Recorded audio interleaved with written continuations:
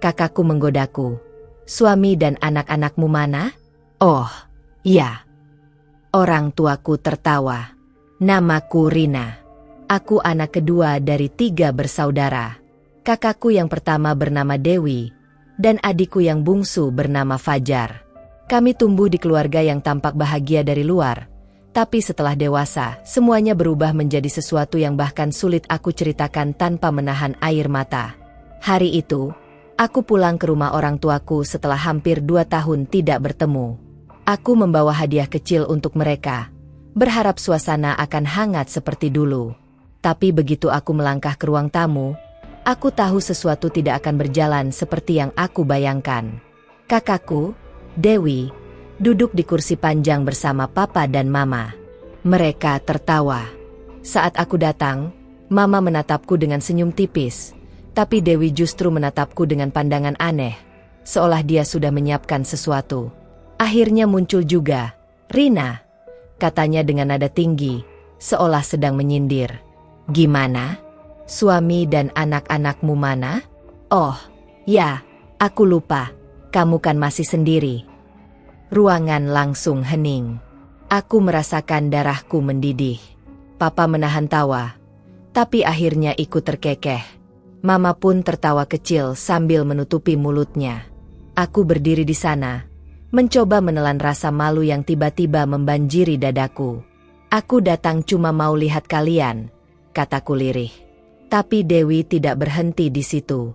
Lihat kami? Atau mau cari simpati lagi? Ucapnya tajam. Kamu pikir kami lupa waktu kamu pinjam uang buat buka usaha dan gagal total? Aku menggigit bibirku. Benar, aku pernah gagal dalam bisnis kecilku. Tapi tidak seharusnya itu menjadi bahan ejekan keluarga sendiri, bukan? Mama menatapku dengan tatapan datar. Dewi benar. Nak, kamu harusnya belajar dari kakakmu. Lihat, dia sukses, punya keluarga bahagia, anak-anak pintar. Kamu. Aku mencoba tersenyum meski rasanya pahit. Aku tidak iri. Aku hanya ingin hubungan kita baik-baik saja. Dewi berdiri, mendekat, dan menepuk pundakku. Kasihan banget ya, Rina. Aku kadang mikir, gimana rasanya hidup tanpa siapa-siapa di umur kamu? Kata-katanya seperti pisau. Aku ingin membalas, tapi di depan papa dan mama, aku hanya bisa diam. Aku tidak mau mereka melihat aku hancur. Namun, Fajar tiba-tiba masuk dari dapur. Kak Dewi, cukup, katanya keras. Kamu nggak usah ngomong kayak gitu. Kak Rina nggak salah apa-apa. Dewi menatap adikku tajam. Kamu jangan ikut campur. Aku cuma bercanda. Tapi aku tahu, itu bukan candaan. Itu penghinaan. Aku menatap Fajar penuh terima kasih. Tapi di sisi lain, aku merasa semakin kecil. Bagaimana mungkin orang tua yang seharusnya melindungi anaknya malah ikut menertawakan penderitaannya? Malam itu, aku menginap di rumah itu karena sudah terlalu larut untuk pulang. Tapi sejak makan malam, suasananya terasa menyesakan. Dewi terus mencari cara untuk menyindirku di setiap kesempatan. Dia bercerita tentang liburan ke Bali bersama suaminya, sambil berkata keras-keras, "Kalau kamu nanti nikah, Rina, aku bisa bantu pilihkan tempat honeymoon yang bagus." Kalau nanti, ya, kalau. Mama tertawa lagi. Papa hanya mengangguk sambil minum teh. Aku menunduk, pura-pura sibuk dengan ponselku agar tidak menangis di depan mereka. Ketika semua sudah tidur, aku duduk sendirian di teras. Angin malam menyentuh wajahku, dingin dan kosong. Aku bertanya-tanya, apa aku memang seburuk itu? Atau mereka semua yang tidak pernah benar-benar mengenalku? Fajar tiba-tiba duduk di sampingku. Kak, jangan pikirin omongan mereka. Kak Dewi memang suka ngerendahin orang biar dia kelihatan tinggi. Aku tersenyum kecil. Aku cuma nggak nyangka. Faj, mereka orang tuaku. Tapi rasanya kayak aku orang asing di rumah sendiri. Fajar menatapku serius. Aku tahu, tapi kamu harus kuat. Kadang keluarga sendiri bisa jadi orang yang paling kejam tanpa sadar. Kata-katanya membuat dadaku sesak. Aku tahu dia benar. Aku sudah terlalu lama menahan semuanya, berharap mereka akan berubah. Tapi malam itu aku sadar, tidak semua luka datang dari orang luar. Keesokan paginya, saat sarapan, Dewi kembali membuka pembicaraan yang menyakitkan. "Rina, kalau kamu butuh kerjaan, mungkin aku bisa bantu. Tapi aku nggak janji ya, soalnya perusahaan aku butuh orang yang kompeten." Aku mengangkat wajahku, menatapnya tajam. "Makasih, Kak. Tapi aku nggak butuh dikasihani." Mama menegurku. "Rina, jangan ngomong begitu sama kakakmu. Dia cuma mau bantu." Aku menahan napas. Bantu? Atau mempermalukan aku lagi? Ma. Ruangan langsung sunyi. Dewi menatapku dengan tatapan menusuk. Tapi kali ini aku tidak mundur. Aku sudah lelah menjadi bahan tawa. "Selama ini aku diam bukan karena aku salah," kataku pelan tapi tegas. "Aku diam karena aku masih menghormati kalian." Papa meletakkan sendoknya. "Kamu ini kenapa sih? Datang-datang bikin suasana nggak enak." Aku menatap wajah mereka satu persatu. Suasana nggak enak ini bukan aku yang buat. "Pak, kalian yang mulai." Dewi tertawa sinis. "Wah, Rina sekarang berani ngomong ya? Hebat." Aku berdiri. "Kalau menghina aku membuat kalian bahagia, silakan lanjutkan. Tapi jangan harap aku akan datang lagi ke rumah ini." Mama tampak terkejut. "Kamu mau ninggalin kami?" Aku menatapnya dengan mata berkaca. Aku cuma pergi dari tempat yang gak lagi punya ruang untukku. Fajar berusaha menahanku, tapi aku tahu, jika aku tidak pergi sekarang, aku akan terus terluka di bawah atap rumah yang sama. Aku berjalan keluar tanpa menoleh. Dari belakang, aku bisa mendengar tawa kecil Dewi lagi.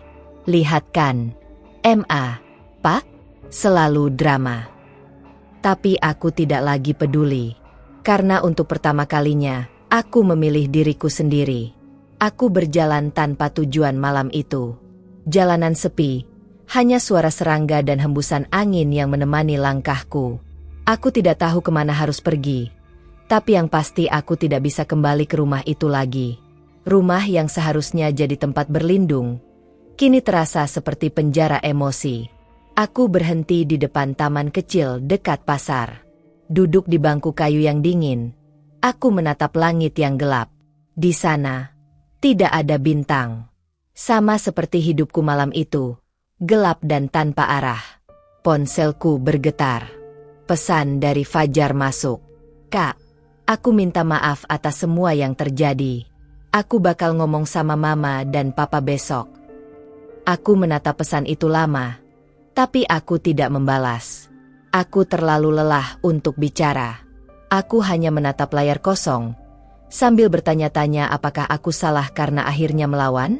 Atau aku hanya melakukan apa yang seharusnya kulakukan sejak lama? Beberapa hari berikutnya, aku tinggal di rumah kontrakan temanku, Nadia. Dia terkejut melihat keadaanku yang tampak hancur, tapi tidak banyak bertanya. "Yang penting kamu aman dulu, Rin," katanya lembut sambil menyiapkan teh hangat. Aku berterima kasih padanya. Aku cuma butuh waktu buat tenang. Aku nggak mau balik dulu ke rumah. Nadia mengangguk.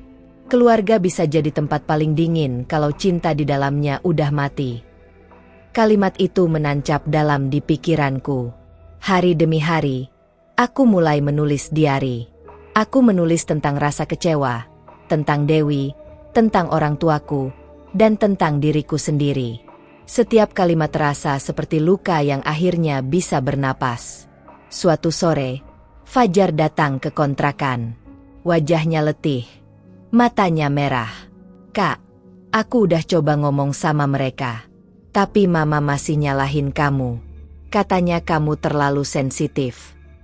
Aku tersenyum miris. Sensitif? Mereka nggak tahu rasanya jadi aku. Fajar menggenggam tanganku. "Aku tahu, Kak. Aku di pihak kamu. Kata-kata itu sederhana, tapi membuat hatiku sedikit hangat. Namun kedamaian itu tidak bertahan lama. Beberapa hari kemudian, Dewi datang. Tanpa memberi kabar, dia muncul di depan kontrakan sambil mengetuk pintu keras-keras. Aku cuma mau ngobrol, katanya dengan nada pura-pura lembut. Tapi aku tahu dari sorot matanya, itu bukan kunjungan biasa. Kami duduk di ruang tamu kecil. Nadia sedang keluar, jadi hanya kami berdua. Aku menatapnya waspada.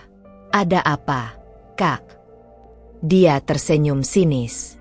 Aku cuma mau bilang, Mama sakit gara-gara kamu ninggalin rumah. Dadaku bergetar. Sakit? Sakit apa? Dia stres mikirin kamu. Kamu bikin dia kecewa. Kamu pikir kamu korban, padahal kamu sumber masalah, katanya dengan nada dingin. Aku menggenggam lututku, mencoba menahan diri. Aku nggak ninggalin siapa-siapa. Kak, aku cuma mau tenang. Dewi mendengus.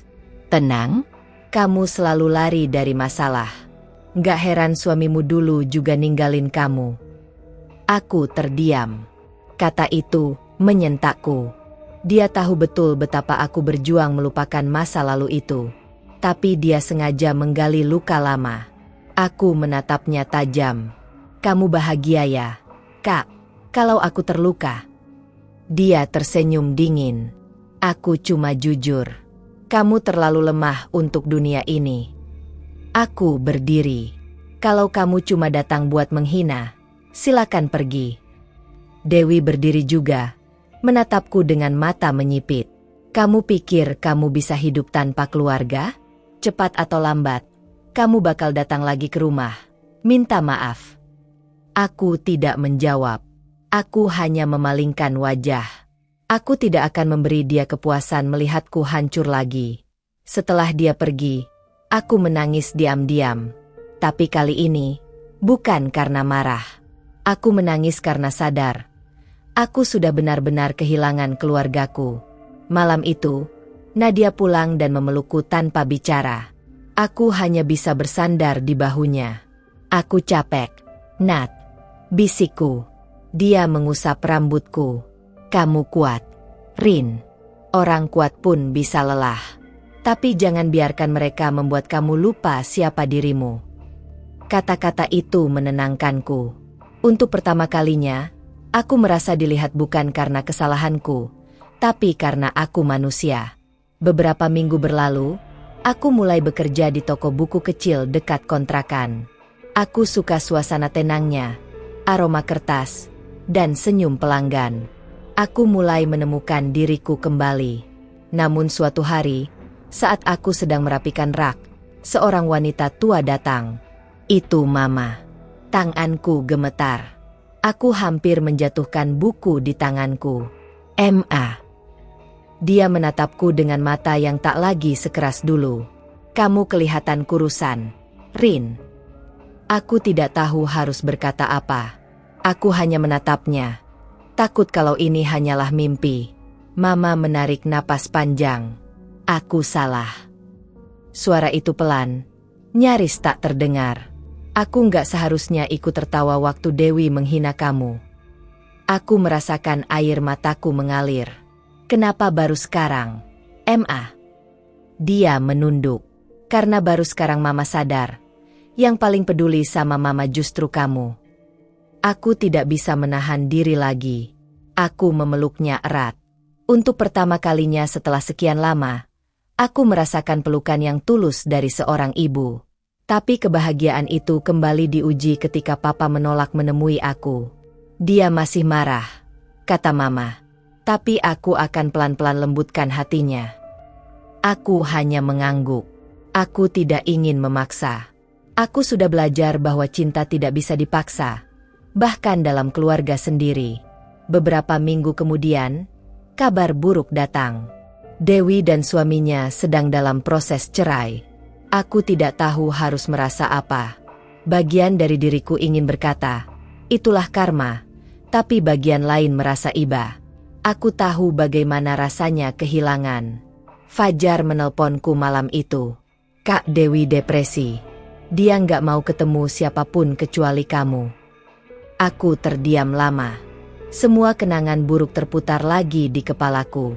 Tapi akhirnya aku berkata, baiklah, aku akan datang.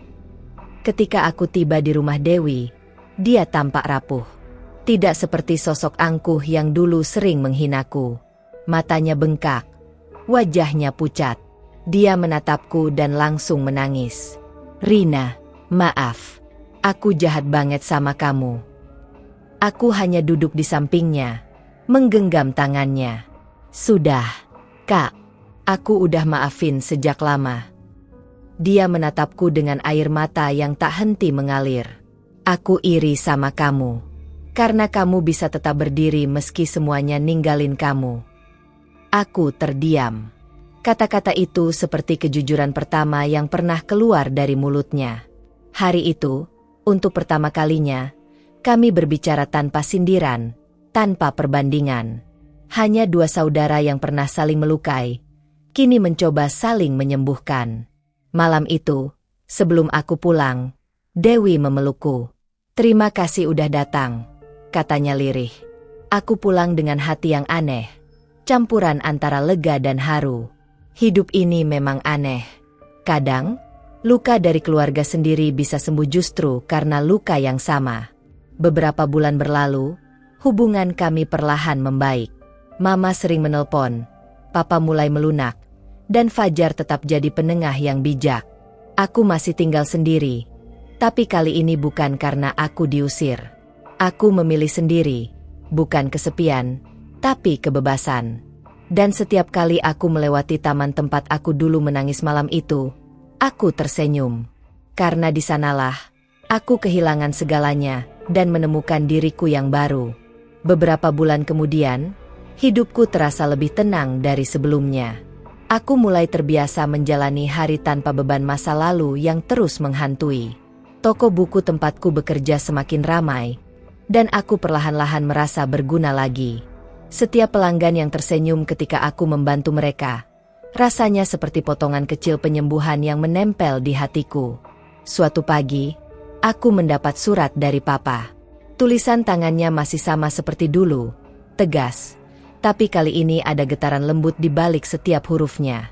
Dia menulis bahwa dia menyesal karena pernah ikut menertawakanku dan ingin bertemu. Aku membaca surat itu berulang kali, mencoba memastikan bahwa aku tidak sedang berhayal. Ketika aku datang ke rumah orang tuaku, suasananya berbeda. Tidak ada nada tinggi, tidak ada tatapan dingin. Hanya keheningan yang hangat, seperti rumah yang kembali menemukan jiwanya. Papa menatapku dari kursi ruang tamu, dan tanpa banyak kata, dia berdiri dan memelukku. Papa bangga kamu bisa kuat, Rina, katanya pelan. Aku menangis dalam pelukannya, menangis untuk semua tahun yang hilang. Hubunganku dengan Dewi pun kini lebih baik dari yang pernah aku bayangkan. Dia sering datang ke toko, membantuku merapikan buku, dan kadang kami tertawa bersama. Rasa canggung memang masih ada, tapi ada kejujuran baru di antara kami. Dia tidak lagi melihatku dengan nada merendahkan, dan aku tidak lagi memandangnya dengan rasa sakit. Suatu sore, saat kami duduk minum teh, Dewi berkata, Rin, kalau waktu bisa diulang, aku nggak akan pernah ngomong jahat kayak dulu. Aku hanya tersenyum. Kalau waktu bisa diulang, mungkin aku juga bakal belajar melawan lebih cepat. Tapi mungkin, semua ini memang harus terjadi. Kami saling pandang, lalu tertawa kecil. Entah kenapa, rasanya begitu lega. Mama sekarang lebih sering mengunjungiku. Dia membawa masakan kesukaanku, sambil bercerita hal-hal kecil. Tidak ada lagi pembandingan, tidak ada lagi sindiran. Hanya kasih sayang yang tulus, yang mungkin dulu terkubur oleh kesombongan dan salah paham. Aku menyadari, keluarga yang retak pun bisa diperbaiki, asal ada yang mau mulai lebih dulu. Fajar, seperti biasa, tetap jadi pengikat di antara kami semua. Dia sering bercanda, kalau bukan karena aku, kalian mungkin masih saling cuek. Dan kami hanya tertawa, sadar bahwa tanpa keberanian kecil darinya, kami mungkin tidak akan pernah saling memahami. Kini, setiap kali aku pulang ke rumah orang tuaku, aku tidak lagi merasa asing. Tawa yang dulu menyakitkan kini menjadi musik yang menenangkan. Kami memang pernah saling melukai, tapi luka itu berubah menjadi bekas yang mengingatkan. Cinta keluarga tidak pernah benar-benar hilang, hanya tersesat sementara. Di malam yang tenang, aku sering duduk di balkon kontrakanku sambil menatap langit.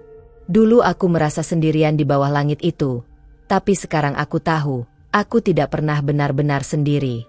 Luka yang dulu kutangisi kini jadi alasan aku tersenyum. Karena dari sanalah aku belajar arti sebenarnya dari memaafkan. Dan jika suatu hari seseorang menanyakan siapa aku akan menjawab dengan tenang. Aku Rina, wanita yang pernah ditertawakan oleh keluarganya sendiri, tapi memilih bangkit dan mencintai mereka lagi tanpa dendam. Karena pada akhirnya, cinta sejati bukan tentang siapa yang menang, tapi siapa yang berani memulai lagi setelah semuanya hancur. Beberapa minggu setelah semuanya tampak tenang, aku mendapat panggilan telepon dari rumah. Suara mama terdengar panik. Dewi mengalami kecelakaan mobil dalam perjalanan pulang dari kantor. Dunia seolah berhenti berputar. Aku menjatuhkan ponsel dari tanganku. Jantungku berdentum sekeras-kerasnya. Aku langsung berlari ke rumah sakit tanpa sempat berpikir. Begitu sampai, aku melihat Dewi terbaring dengan tubuh penuh perban. Wajahnya pucat, tapi matanya terbuka. Ketika dia melihatku, air matanya langsung mengalir. "Rina, jangan tinggalkan aku." Suaranya lemah, seperti memohon dari tempat yang jauh. Aku menggenggam tangannya erat. "Aku di sini, Kak. Aku nggak akan kemana-mana." Saat itu, semua luka masa lalu tiba-tiba terasa kecil. Yang tersisa hanyalah ketakutan. Ketakutan kehilangan orang yang dulu paling menyakitiku, tapi juga bagian dari diriku. Dewi tersenyum samar. "Kamu lebih kuat dari aku. Selalu begitu." Aku menggeleng. Air mataku tak bisa berhenti. "Bukan, Kak. Aku cuma belajar dari rasa sakit yang kamu kasih dulu. Sekarang aku tahu, semua itu buat ngajarin aku berdiri." Beberapa hari kemudian, Dewi keluar dari rumah sakit. Kami semua menyambutnya di rumah dengan pelukan hangat. Papa, yang dulu keras, kini menatap kami dengan mata berkaca. Kalian berdua yang dulu ribut terus, sekarang malah bikin Papa belajar arti keluarga. Malam itu kami makan malam bersama. Tidak ada ejekan, tidak ada rasa malu. Hanya tawa dan air mata yang bercampur jadi satu. Aku menatap wajah mereka, orang-orang yang dulu membuatku jatuh, tapi kini menjadi alasan aku berdiri lebih tegak dari sebelumnya. Tiba-tiba, Papa berkata pelan, "Rina, dulu Papa pikir kamu lemah, tapi sekarang Papa tahu, kamu yang paling kuat di antara kita semua." Kata-kata itu menggema di hatiku, bukan karena pujian, tapi karena akhirnya aku diakui bukan sebagai beban, tapi sebagai bagian. Aku menatap Dewi, Mama, dan Papa. Kita semua udah jatuh, tapi kita juga udah bangkit. Mungkin ini arti sebenarnya dari keluarga, bukan yang sempurna, tapi yang mau saling memaafkan meski pernah hancur. Angin malam berhembus pelan lewat jendela, membawa rasa damai yang tak pernah kurasakan sebelumnya. Dalam diam, aku tahu, bab lama telah berakhir. Tapi dari puing-puingnya, kami membangun sesuatu yang baru, keluarga yang sejati. Dan di sanalah aku tersenyum, menatap mereka satu persatu. Aku bukan lagi Rina yang ditertawakan karena kesepian, tapi Rina yang bangkit dari kehancuran dan menyatukan kembali keluarganya. Untuk pertama kalinya dalam hidupku, aku benar-benar pulang. Terima kasih sudah mendengarkan kisah penuh emosi ini sampai akhir.